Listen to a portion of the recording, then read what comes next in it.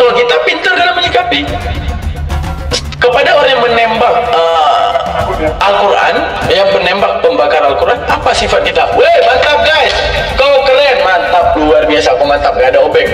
Salah nggak teman-teman? Salah dia. Salah nggak? Ya, contohnya ini teman-teman. Dia bilang begini, Sofyanuddin ini ya, makanya jangan suka menista Islam kalau mau hidup damai. Kudu. Jadi damai itu adalah kamu jangan utak-atik gitu. Kamu jangan singgung agama saya. Assalamualaikum warahmatullahi taala wabarakatuh. Kembali lagi bersama saya Ustadz Aman. Hari ini kita akan membahas bagaimana Andre Tunggal, seorang pendeta yang menanggapi case ya, seorang dari kekristenan yang menghina Al-Quran, kemudian bahkan menginjak Al-Quran, bahkan membakar Al-Quran, kemudian dihakimi dengan tembakan. Akankah dia membela, ataukah dia menunjukkan satu sikap toleransinya? Artinya dia berada di jalur tengah, di mana yang salah dia akan tetap menghakimi itu salah. Daripada kita penasaran, mari kita saksikan video tanggapan daripada Andre Tunggal. Halo teman-teman, bergabung lagi dengan Andre Tunggal di sini. Dan kali ini kita akan membahas satu topik yang membuat saya merasa bahwa saya harus bersuara. Topik kali ini judulnya adalah Salwan Momika, penghina maaf Quran yang kena batunya. Teman-teman, saya yakin sebagian dari teman-teman sudah mengerti bahwa ini adalah satu topik yang sedang dibicarakan secara hangat, ya. Nah, jadi kalau dalam hal sikap ya teman-teman, tidak setuju dengan argumentasi Al-Quran, mari kita duduk dan berbicara. Kenapa tulisan ataupun bukunya yang kemudian engkau musuhi gitu? Kamu tidak suka dengan diksinya, kita perbincangkan. Akhlaknya seorang muslim, ketika kemudian nabinya, Nabi Isa alaihi salam, dihina dengan begitunya di dalam Bible, dengan dinobatkannya Nabi Isa sebagai anak Allah, dan itu bahkan menjadi penghinaan besar kepada Allah Subhanahu wa Ta'ala, di mana Allah justru memperingatkan kita kembali di dalam Al-Quran. Apa yang diperingatkan oleh Allah Ta'ala di dalam Al-Quran? Kita buka ayatnya. Sistem berpikir kita untuk Sang Maha Kuasa, di mana untuk sesuatu yang Maha Kuasa tidak mungkin semua ini akan berlaku. Apa yang tidak mungkin berlaku? Bismillahirrahmanirrahim. Yang tidak akan pernah mungkin berlaku kepada satu sosok ketuhanan saat kita memakai otak untuk menunjukkan rasa kewarasan. Terima kasih dibalik diberikan otak dan waras, yaitu dengan meneliti Tuhan, tidak mungkin Tuhan itu beranak. Dia katakan, Bismillahirrahmanirrahim. Ma kana lillahi ayyattaqidha min waladin subhanah. Idza qadha amran fa innama yaqulu lahu kun fayakun. Tidak patut bagi Allah mempunyai anak. Maha suci dia. Apabila dia hendak menetapkan sesuatu, dia hanya berkata kepadanya, jadilah, maka jadilah suatu tersebut. Bahkan di saat Nabi kami Nabi Isa alaihi salam difitnah di dalam kitabnya mereka dengan menobatkan Isa alaihi salam sebagai anak Tuhan, tugas kami apa? Apakah kami harus menginjak Bible tersebut? Apakah kami harus membakar Bible tersebut karena menyematkan Nabi kami, karena memfitnah Tuhan kami beranak, dan anaknya siapa? Itu adalah Rasul Tuhan kami sendiri. Tidak. Kami diajarkan untuk berpikir. Kami diajarkan untuk mempertanggungjawabkan.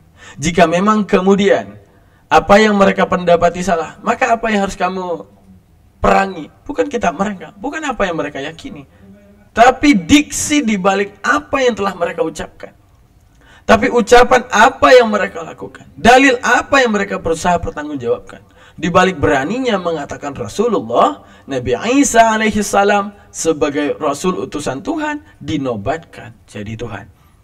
Maka langkah yang orang Islam ambil dengan berapologetika, dengan membawa dalil-dalil, baik daripada Al-Quran, baik daripada Bible mereka sendiri, bahkan yang tercantum di dalam Bible mereka sendiri adalah pembuktian bahwa pernyataan daripada Yesus sendiri kepada mereka bahwa Yesus murni adalah utusan Tuhan. Nah, di mana dikatakan hidup yang kekal itu hanya mengenal, kata-kata hanya itu adalah kata-kata yang memberi batasan. Misalnya, hanya aku yang hidup, berarti ya tinggal dia hidup. Hanya aku yang ganteng, berarti tinggal dia yang ganteng. Kata-kata hanya untuk memberikan batasan. Maka dalam arti hanya menunjukkan apa? Hanya mengenal satunya Tuhan, yaitu Allah itu sendiri.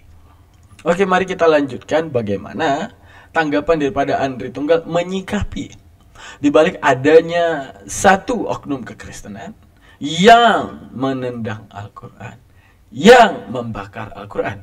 Dan di saat itu dia justru mendapat perlakuan daripada umat muslim yang membencinya. Lalu wajarkah kebencian itu terjadi? Sangat wajar. Sama seperti saya seorang daman berdiri di depan gereja, saya datang membakar Bible. Adakah daripada kalian yang berdiam diri? Tidak. Kalian akan datang untuk memusuhi saya. Kalian juga akan datang untuk kemudian ngajak ribut dengan saya. Untuk menunjukkan apa? Perlakuan, feedback yang terjadi daripada masyarakat itu terjadi karena ulah kita sendiri. Menunjukkan apa? Ketidaksetujuan itu bukan dibalas dengan kebencian. Ketidaksetujuan itu dibalas dengan diksi-diksi yang sifatnya akademisi, dan itu sifatnya pembuktian terhadap kebenaran yang sejati. Kita manusia diberikan akal untuk tahu, mengklasifikasikan mana salah mana benar. Jika itu kebenaran, mari datanglah untuk menunjukkan kebenaran tersebut. Kita lanjutkan videonya. Dan dia itu tinggal atau berada di Swedia, teman-teman ya. Dan kemudian dia itu melakukan banyak protes, aksi untuk kemudian memicu kemarahan dari saudara-saudara kita yang muslim. Tuh, Masya Allah. إلى بلاد الإسلام والملفات.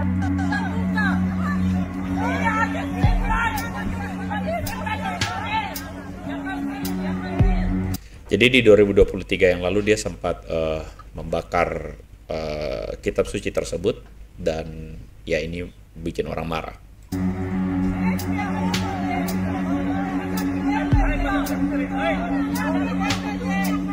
مساء الخير وتحياتي للجميع. لم يتبقى سوى 24 ساعة لموعد المحكمة في السويد. ستكون المحاكمة بتهمة التحريض لأنني. Jadi di dalam live dia di TikTok itu dia menyatakan bahwa dia siap menanggung konsekuensinya, dan ternyata yang terjadi adalah pada waktu live dia dieksekusi, teman-teman. القرآن يوم غد لذلك أنا برأيي أستحق جائزة نوبل للسلام لأنني أحارب أكثر فكر إرهابا في العالم ألا وهو الفكر الإسلامي، وأحارب مشروع أسلمة السويد الذي يتبناه اليساريون. سأكون قويا في المحكمة وسأحاول أن أنقل لكم محكمة في صورة وصوت على تويتر وعلى. Jadi di sini kita bisa melihat bahwa dia melakukan sebuah live, dan kemudian menurut berita yang kita kumpulkan akhirnya لديه أفكار عليه.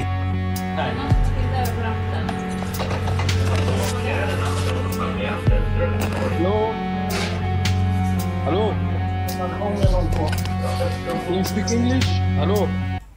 Jadi rupanya dia dieksekusi atau dia diwafatkan pada waktu dia sedang live, dan itu adalah gambaran diwafatkan untuk laknatillah. Ini ya keren kata pendeta Andri itu, yang menghentikan diwafatkan ya, dieksekusi. Menunjukkan apa? Nah, teman-teman, ini militan ya bagi pendeta Andri Tunggal. Ini militan nih, pembela iman ya, kayak gini model ya Bro Andri ya.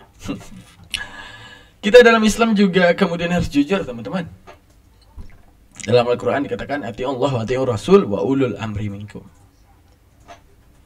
Jika kita punya pemerintahan dan dia posisi adalah sebagai orang yang terlapor, adanya ketentuan hukum daripada pemerintahan terhadap dia, maka kita tidak boleh mengambil langkah hukum sendiri dengan adanya pembunuhan tersebut. Karena dikatakan di dalam hadis-hadis Nabi bahwa yang patut diperangi daripada kafir itu adalah kafir harbi, teman-teman. Kafir zimmi adalah kafir. Ada dua kafir yang diklasifikasikan, ada harbi, ada zimmi. Harbi adalah kafir yang berpotensi menyerang. Kafir zimmi adalah kafir yang tidak berpotensi menyerang. Sedangkan kafir tersebut hanya menunjukkan kebenciannya, bukan berpotensi mengajak perangnya orang Islam. Namun kewajaran yang dapat kita lihat daripada video tersebut hingga dia dieksekusi mungkin daripada pihak yang unknown, yang tidak diketahui siapa. Mungkin karena militannya Islam yang geram, panas dengan kejadian tersebut. Andaikan kita balik, andaikan Kristen akan mengatakan, ya memang Islam ajarannya perang, kan perangilah kafir. Anda kurang tahu konteks ayat tersebut. Oke? Sekarang andaikan kita balik, andaikan seseorang yang melakukan kehinaan terhadap kalian. Melakukan kehinaan terhadap kalian. Misalnya dengan menghina agama kalian. Setelah kemudian dengan menghina agama kalian ada satu oknum ya, yang melakukan pembunuhan. Yang melakukan pembunuhan terhadap oknum tersebut. Sudah pasti yang kalian nilai adalah itu adalah pejuang Tuhan. Itulah hamba Tuhan. Karena tidak bisa kita pungkiri dari masa era Katolik awal. Dari masa era Katolik awal penyebaran ya, kita bisa melihat daripada era Kaisar Romawi. Di mana Kaisar Romawi dulunya itu musuh dengan kekristenan. Hingga kemudian perdamaian di antara Kaisar Romawi dengan Kristenan menerima kekristenan di kerajaan mereka. Tapi dengan syarat menaati Kaisar Romawi, layaknya menaati Tuhan sama seperti keyakinan bangsa Romawi. Di mana bangsa Romawi taat kepada Kaisar Romawi, itu layaknya menaati Tuhan. Lalu ada simpang siur. Lalu ada kemudian pemikiran yang mendobrak kaum kekristenan di saat itu, di mana mereka harus tunduk kepada pausnya atau harus tunduk kepada kekaisarannya. Di mana jikalau tunduk kepada kekaisaran layaknya Tuhan, mereka akan menyalahi imannya. Padahal kekaisaran Romawi telah membiayai mereka. Padahal kekaisaran Romawi telah membiayai mereka, membangun gereja mereka, bahkan memberikan fasilitas kepada mereka. Namun apa yang terjadi? Mereka membuat satu gerakan untuk memerangi kekaisaran. Hingga ada oknum solidaritas yang mengemporkan perdamaian hingga akhirnya dipisahkan urusan kerajaan dan urusan keagamaan. Lalu berdamailah kekaisaran Romawi, lalu berdamailah antara kekristenan dan kekaisaran Romawi. Lalu apa yang terjadi lagi? Bertikailah di antara paus-paus, di antara pemahaman ketuhanan. Ya. Mereka mengatakan tidak ada keselamatan di luar Katolik, maka Katoliklah adalah ajaran paling benar. Lalu kemudian yang menobatkan ketuhanan daripada beda-beda gereja, beda sistemasi dalam menuhankan. Lalu saling membidatkan, lalu saling bunuh-bunuhan. Misalnya beberapa oknum yang kita kenal di dalam sejarahnya, Maximus, Galilea, dan satu lagi Sipirus, di mana mereka dibunuh secara sadis. Kenapa mereka dibunuh secara sadis? Hanya karena beda pemikiran dan dibidatkan. Sipirus dibunuh karena dia pendeklarasi pertama. Apa yang dia deklarasi? Tidak ada keselamatan di luar Katolik. Justru suatu saat dia yang membelot kepada ajaran yang lain, ajaran kekristenan dengan pemahaman yang lain, kemudian dia ditangkap, dipotong jari jemarinya, dan juga kemudian dipotong kemaluannya. Lalu pendiri agama Protestan, yaitu Martin Luther, pernah menyuarakan hal tersebut, mendirikan ajaran Protestan tersebut. Bahkan Martin Luther pernah kemudian ditawan dan ingin juga dieksekusi. Lalu Martin Luther itu selamat hanya karena ada satu teman yang membantunya untuk keluar. Kemudian Protestan itu muncul. Andaikan dia saat itu dieksekusi dengan sistem eksekusi mati, yaitu potong leher, untung dia diselamatkan oleh temannya, maka Protestan bisa bangun. Semuanya didirikan daripada kekerasan. Itu kalau kita meninjau fakta kekristenan. Tapi kalau daripada Islam, kita meninjau penyebaran dakwah daripada Islam bukan daripada kekerasan. Rasulullah Shallallahu Alaihi Wasallam begitu kecil. Setelah kemudian genap Rasulullah menjadi seorang Rasul, adanya yang namanya dakwah bisir, adanya dakwah secara sembunyi-sembunyi. Rasulullah daripada pintu rumah ke pintu rumah. Tidak ada yang namanya pemaksaan. Rasulullah mengajarkan Islam. Rasulullah memberitakan tentang Allah Subhanahu wa taala kepada setiap orang. Hingga kemudian setelah kemudian banyak daripada pengikut-pengikut Rasulullah, ya, baru kemudian Rasulullah memberitakan tentang Islam secara terang-terangan, mendirikan podium-podium, mendirikan podium-podium dakwah memberitahukan ketuhanan Allah Subhanahu wa taala secara terang-terangan. Ditentang oleh kaum Quraisy, ditentang oleh kafir-kafir paganisme pada era Rasulullah. Dengan apa ditentang? Dengan ditunggu di pinggiran jalan, dilempari batu, bahkan dilempari kotoran-kotoran terhadap Rasulullah. Namun Rasulullah tidak pernah membalas. Namun, apakah Rasulullah adalah seseorang yang logik? Rasulullah itu seseorang yang logik di dalam hal menempatkan sesuatu, yaitu dengan du'syi fil makannya, yaitu seorang pagan Quraisy, yaitu Ubay bin Khalaf yang menantang Rasulullah dalam perang Uhud. Apa yang dikatakan? Setiap hari Ubay bin Khalaf bertemu Rasulullah dengan melemparinya batu, dengan mengejeknya, bahkan menjipratkan air kotoran kepadanya. Tapi pada satu waktu dia bertemu dengan Ubay bin Khalaf tidak melakukan sesuatu apapun kepada Rasulullah. Lalu ditanyakan, "Wahai kamu hari ini tidak berlaku buruk kepadaku?" Dikatakan, "Oh, saya tidak berlaku buruk kepadamu karena sudah dekatnya dengan perang Uhud." "Lihatlah kudaku Rasulullah, lihatlah kudaku ya Muhammad. Kudaku ini begitu bagus, kudaku ini begitu perkasa. Ini kuda yang akan ku kendarai dan ini yang akan menebas lehermu di dalam perang Uhud." Kata Rasulullah, "Aku yang akan membunuhmu." Kita meninjau akhlak Rasulullah. Di luar perang, Rasulullah membiarkan dirinya dilempari batu. Di luar perang, Rasulullah dibiarkan dirinya diludahi. Rasulullah di luar perang membiarkan dirinya untuk kemudian dapat dihina. Tapi di dalam perang, Rasulullah mengatakan, "Aku yang akan membunuhnya." Lalu di dalam perang Uhud tersebut terjadilah di mana Rasulullah datang. Saat itu Ubay bin Khalaf hanya mengincar lehernya Rasulullah. Dan Rasulullah sadar bahwa Ubay bin Khalaf berlari ke arahnya. Rasulullah memegang sebuah tombak. Dengan tombak tersebut tersayatlah lehernya Ubay bin Khalaf. Lalu Ubay bin Khalaf melapor kepada pemimpinnya, "Sungguh Muhammad telah membunuhku." Itu yang dikatakan. Lalu kekristenan pasti akan mengatakan, "Wah, Nabi Muhammad seorang rasul tapi membunuh." Dalam perang nggak ada. Dalam perang itu main PS nggak ada. Dalam perang itu makan cilor nggak ada. Dalam kondisi perang itu Rasulullah karena seorang rasul, jadi Rasulullah ngapain? Main layangan? Nggak ada. Namanya juga perang. Ada yang namanya nangkis, ada yang namanya serang balik. Dan itu logik.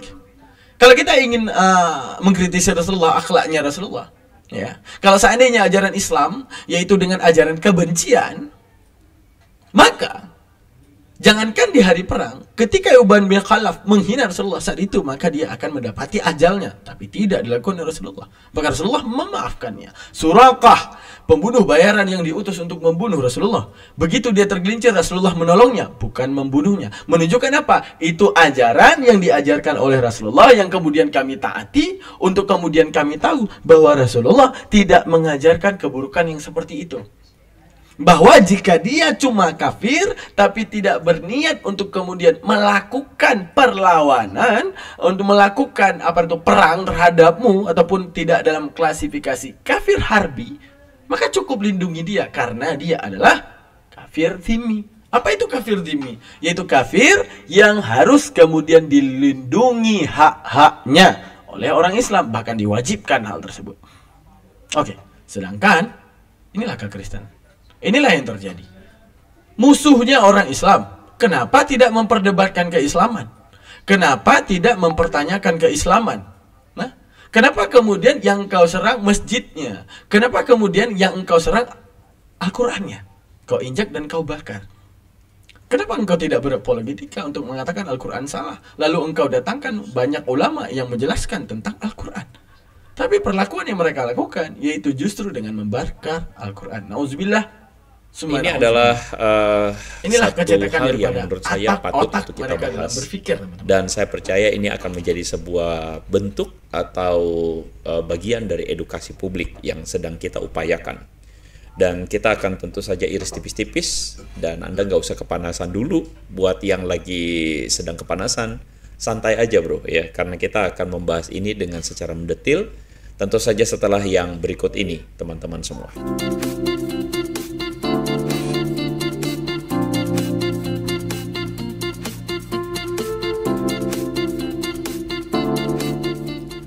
Ya, teman-teman, thank you udah bergabung bersama-sama di live streaming di malam hari ini, dan saya jadi melihat atau perhatian saya tertuju kepada Teguh Triyono yang mengatakan peringatan bagi yang lain. Teguh Triyono boleh kasih tahu nggak maksudnya apa peringatan bagi yang lain? Ya, mungkin bisa kita minta atau kita tanyakan.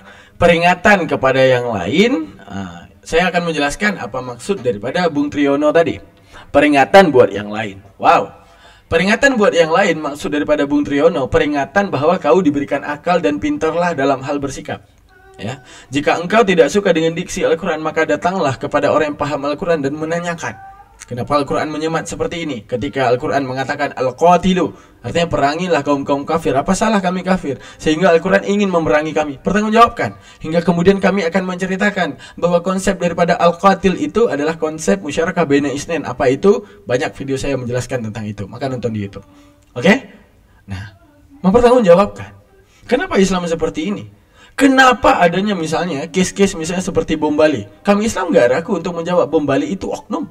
Oknum yang tidak paham Islam, yang kemudian mengatakan ini dari Allah, ini bersumpah demi Allah. Dia melakukan ini adalah konsep ilahiyah untuk melakukan pembunuhan terhadap orang kafir. Kami akan mengatakan dia orang Islam yang tidak paham.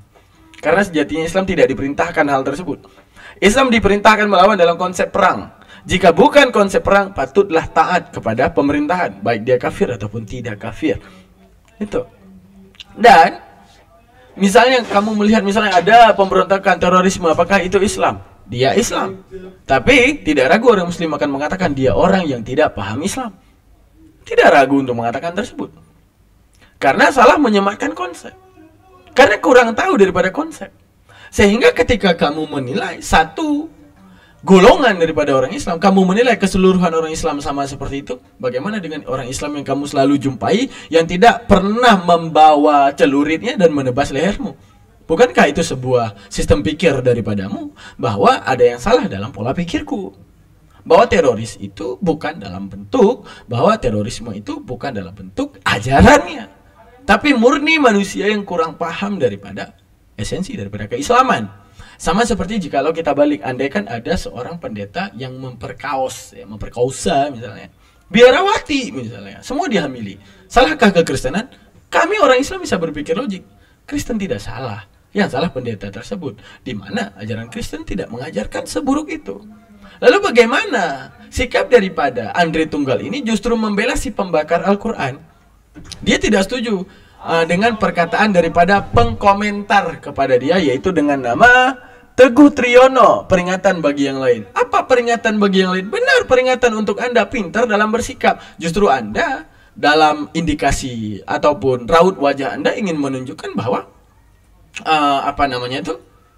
peringatan apa? Kami melakukan sesuatu yang benar. Ini kehendak Yesus, ini kehendak Kristus. Kami laskar Kristus. Wajar kami bakar. Itu yang coba Anda tunjukkan. Menunjukkan apa? Sedangkal itu agama Anda.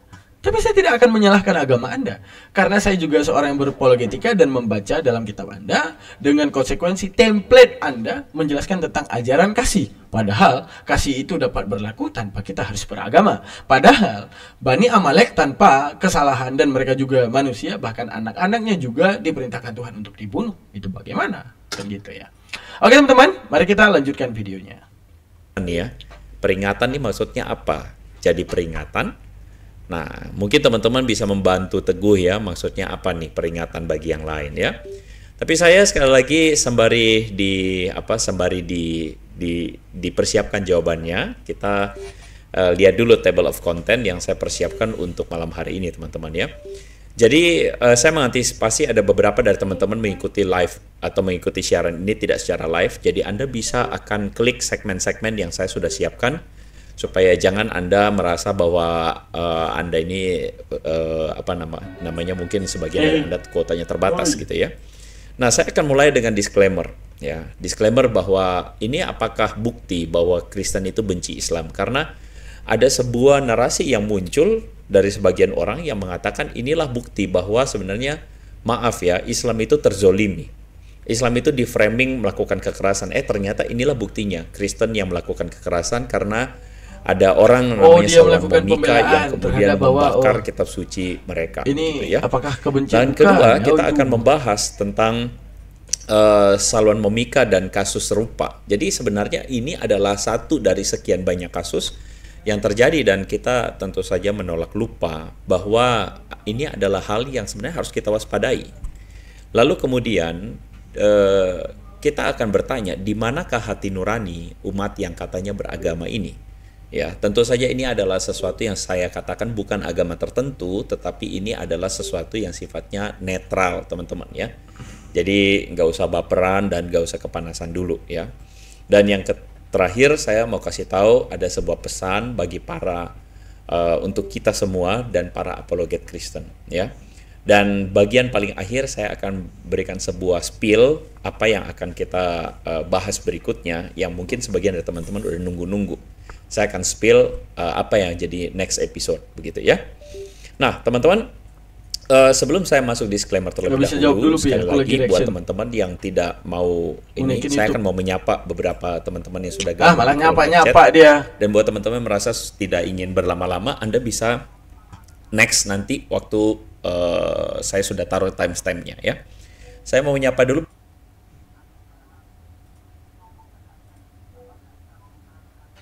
di jalan ya. Saya yakin teman-teman, banyak dari teman-teman yang saudara-saudaranya, kawan-kawannya itu juga ada yang beragama lain. Sebagian dari mereka Muslim dan mereka tuh akal sehatnya jalan. Saya yakin banget, banyak banget. Nah, cuman masalahnya ya itulah, ada orang yang tidak seperti Ivan Barkah ini. Ya, contohnya ini teman-teman. Dia bilang begini, Sofyan Nudin ini ya. Makanya jangan suka menista Islam kalau mau hidup damai.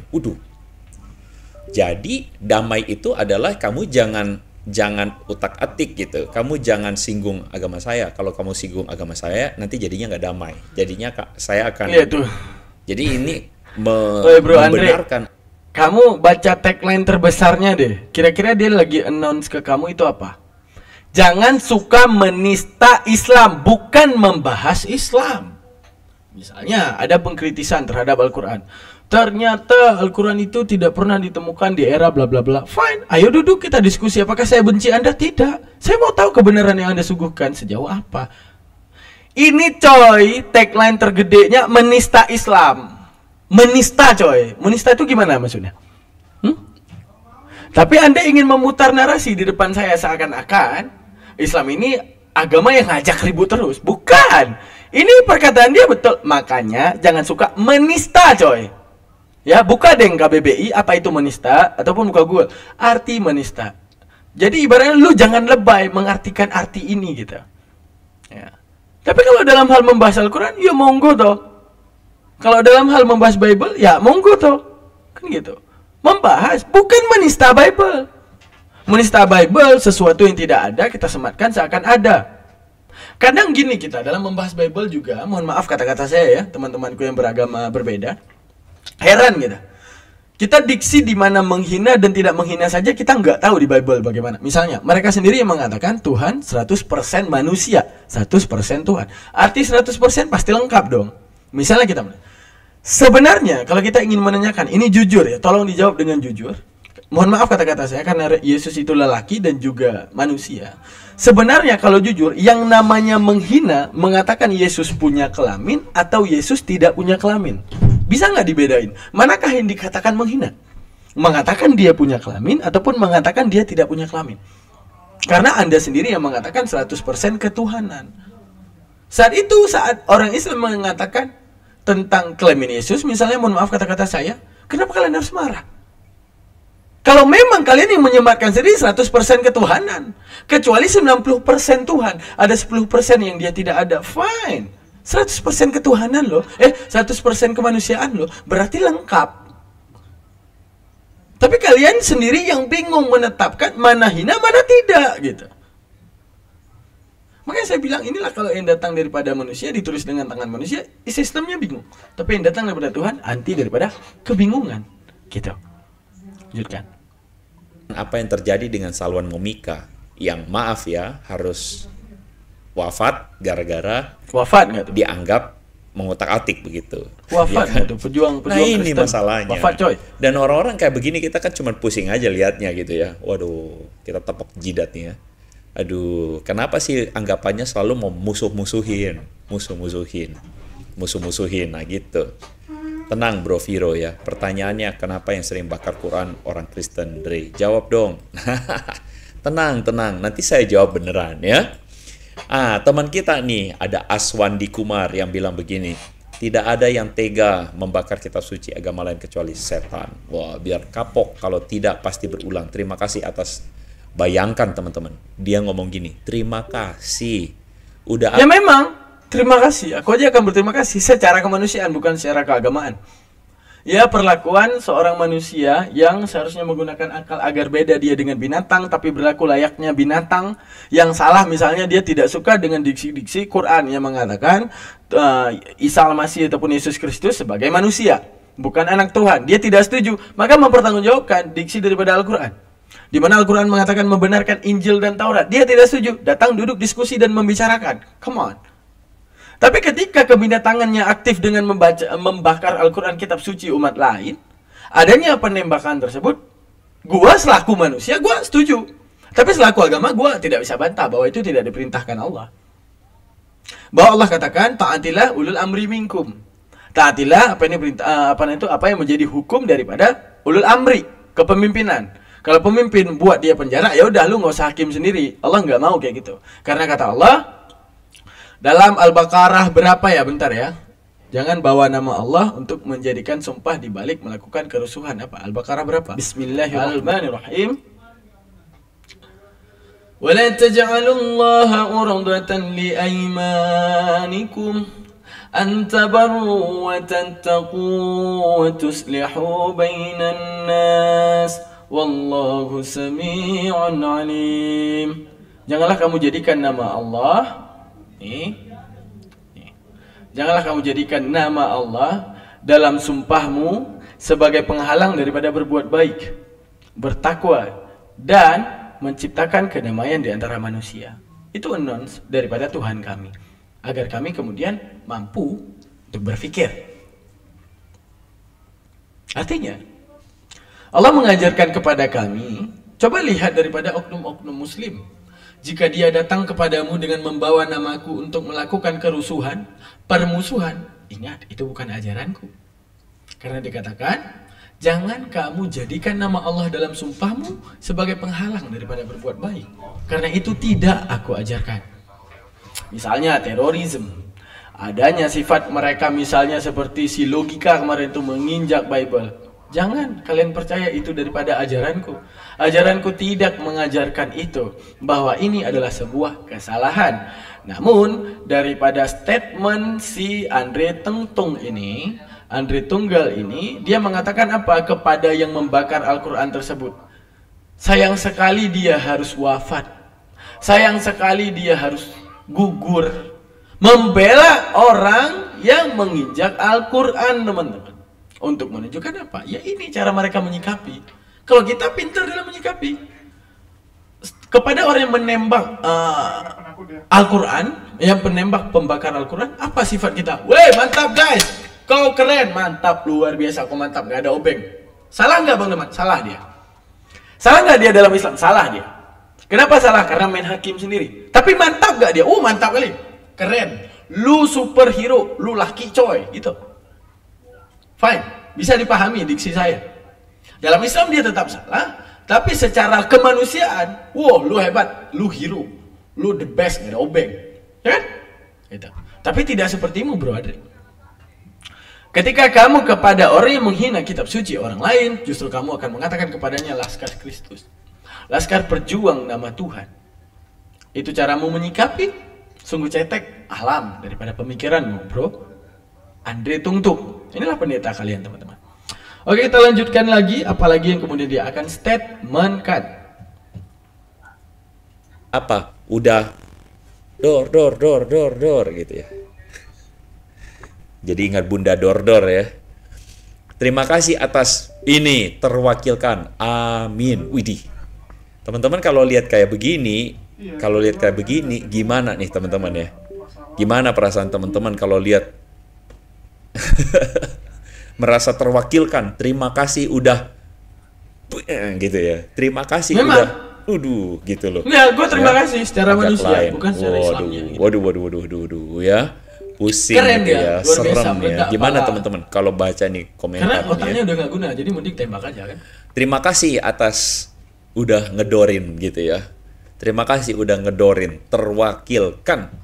Jadi ini adalah orang-orang yang kemudian merasa terwakilkan dan merasa bersyukur bahkan atas peristiwa yang menyedihkan ini. Peristiwa yang menyedihkan ini, teman-teman. Bayangin. Bayangin. Nah, termasuk teman kita ya, ketika ada yang jawabnya begini, Glondong Jaya.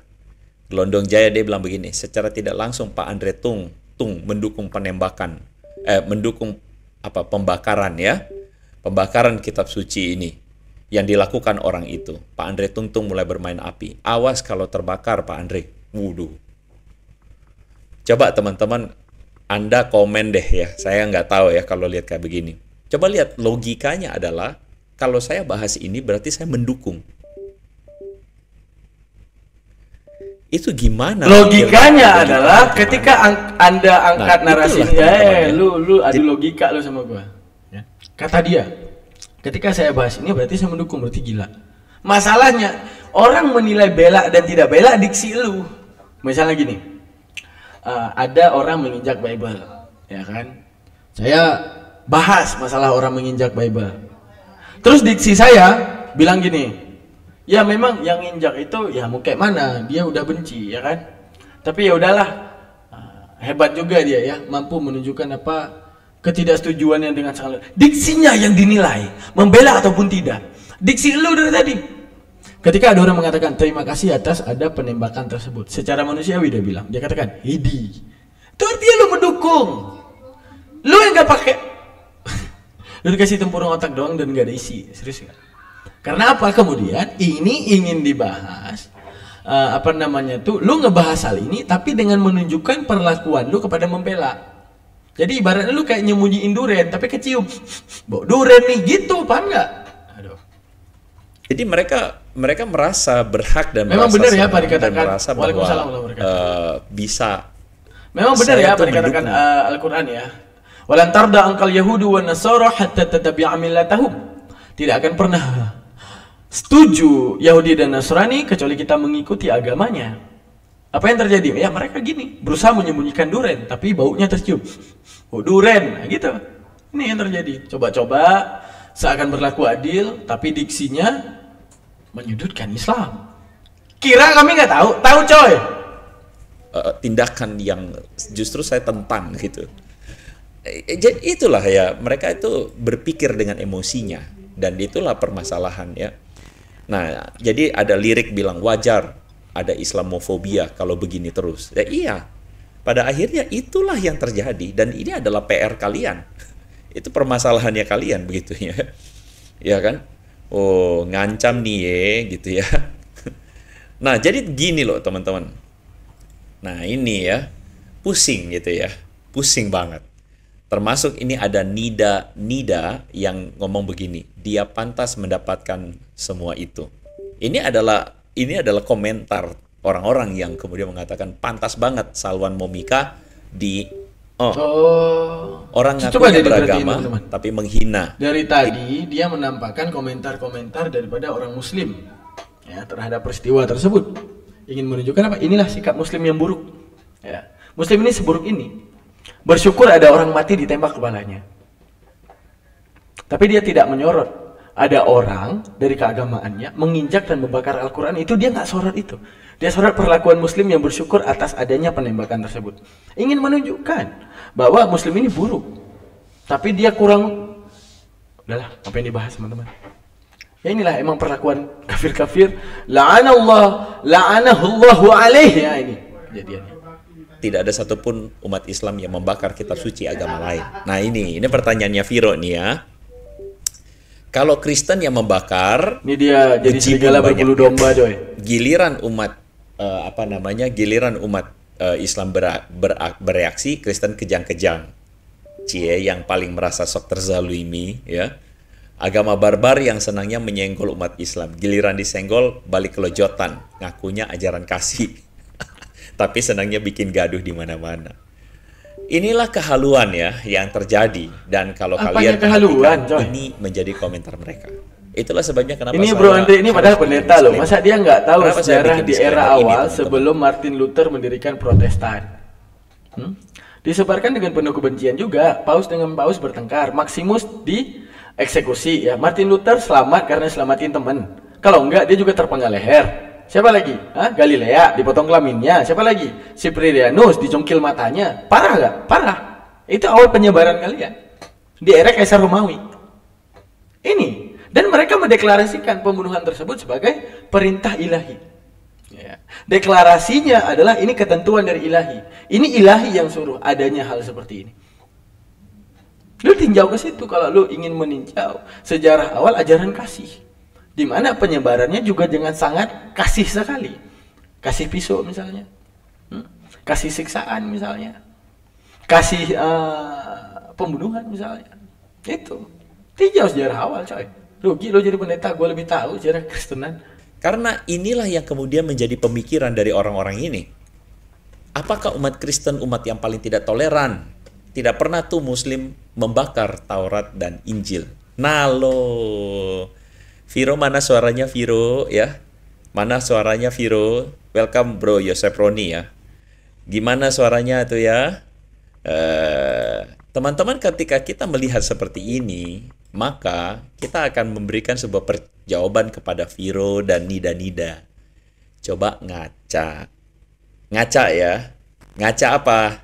Nih, mari kita lihat apa yang menjadi realitanya. Pada tahun 2012, ada seorang Syekh Abu Islam namanya yang membakar Bible Kristen di Mesir. Di mana di Mesir itu ada 20 juta orang-orang Kristen Koptik yang ada di sana. Dan itu adalah sesuatu yang kemudian membuat dia ya merasa bahwa dia itu tidak merasa dia menyerang atau menyinggung orang Kristen di sana. Dan dia mengatakan Bible burning itu was not insulting ya. Sebenarnya itu tidak menyinggung apa-apa kok. Ini si Abu Islam ya. Sekarang saya mau tanya Viro yang budiman, Viro yang katanya merasa bahwa tidak ada tuh orang dari Muslim yang lakukan hal yang sama. Viro, ayo Viro, kamu berikan jawabanmu sekarang gitu ya. Mari berikan jawabanmu. Pada kenyataannya teman-teman, ini adalah contoh di mana ada orang yang memang dari mereka sendiri yang melakukan hinaan dan bakar kitab suci agama lain. Dan itu terjadi. Kalau dikatakan bahwa oh kami nggak pernah ganggu-ganggu, ini kata si Nida-Nida ini ya. Kami tidak pernah melakukan tindakan yang menzolimi yang lain gitu ya. Giliran kami bereaksi kalian kejang-kejang. Ya, kalian senggol kami. Ini terzolimi banget rasanya ya. Padahal kenyataannya kalian melakukannya.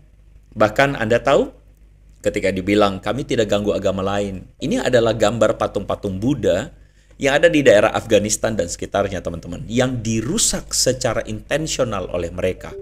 Dihancurkan oleh Taliban. Ya. Pertanyaan kita adalah siapa? Emang kalian merasa kalian gak merusak juga? Di mana-mana akan selalu ada orang-orang yang kebetulan beragama tersebut dan kemudian mengganggu agama lain. Itu selalu ada. Jadi tolong Viro, kasih jawaban dulu dong Viro. Jangan lompat, jangan ganti topik ya Viro ya. Jangan ganti topik, jangan kejang-kejang di pojokan ya. Coba mari kasih jawaban.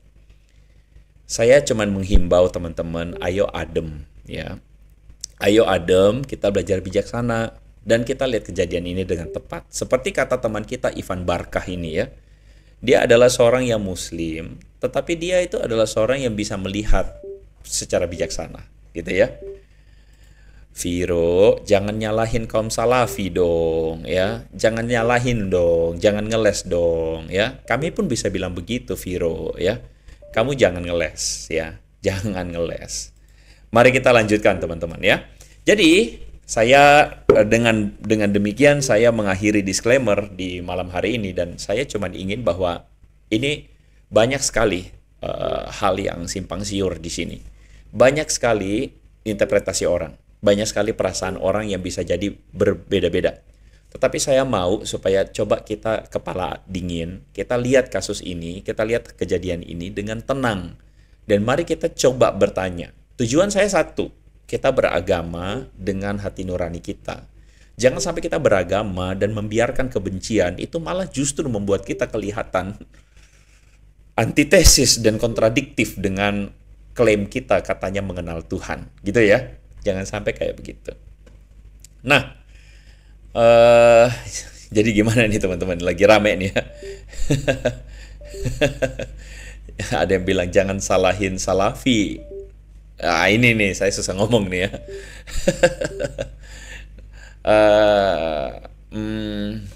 Ya, Pak Andre Tunggal, saya rasa umat yang bersikap intoleran itu ada dalam semua agama. Ya, saya setuju.